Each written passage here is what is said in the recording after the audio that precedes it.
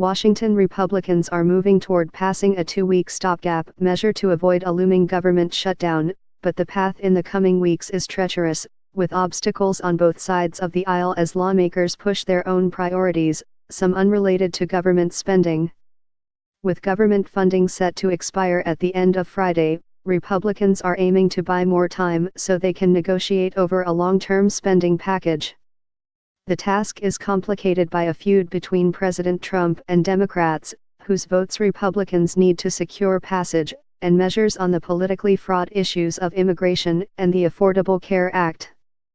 The possibility of a shutdown looms just after Senate Republicans succeeded in passing their sweeping tax overhaul, a moment of triumph for a party that has struggled to produce big achievements despite controlling Congress and the White House.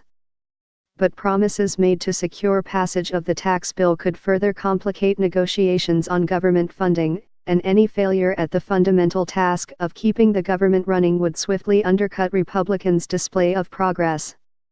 The threat of a shutdown escalated last week after President Trump fired off a Twitter post attacking the top Democrats in Congress, who in turn pulled out of a planned White House meeting, deepening the rift between the parties at a time when they are already at odds over issues like taxes, health care, and immigration.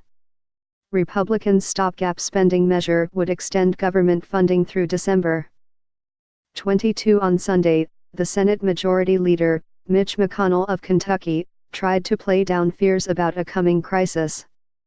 "Look, there's not going to be a government shutdown," he said on ABC's This Week. "It's just not going to happen." But the feud between Mr. Trump and the top Democratic congressional leaders provided ample cause for concern.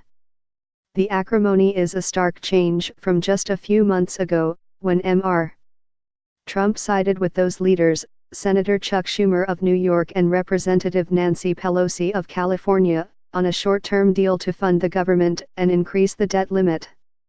Now, the president is in direct conflict with Chuck and Nancy, as he has called them, at a time when Democrats have substantial leverage. Democrats can block the stopgap spending measure in the Senate, and Democratic votes could also be needed to get the measure through the House if enough Republicans rebel against it.